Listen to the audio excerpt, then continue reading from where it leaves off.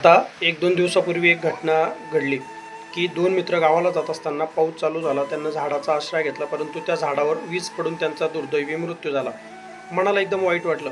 मी माझ्या व्हिडिओच्या माध्यमातून कायम जनजागृती करत असतो, तुम्हाला कायम सांगत असतो की हे पावसाळ्याचे दिवस आहे.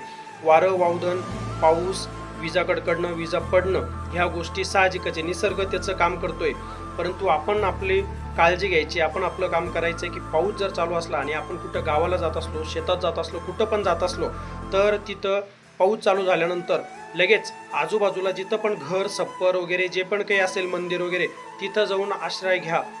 आणि आपल्या देशातील लोक एवढे तर चांगले आहेच की ते तुम्हाला पाऊस चालू आहे आणि ते तुम्हाला घरात बसू देणार नाही किंवा उभं राहू देणार नाही, असं मुळीच होणार नाही.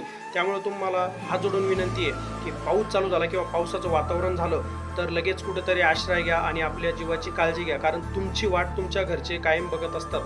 हा व्हिडिओ जास्तीत जास्त शेअर करा. आता जी घटना झाली ह्यासारख्या अनेक परत अशा घटना व्हायला नको, त्यासाठी हा व्हिडिओ जास्तीत जास्त शेअर करा. काळजी घ्या.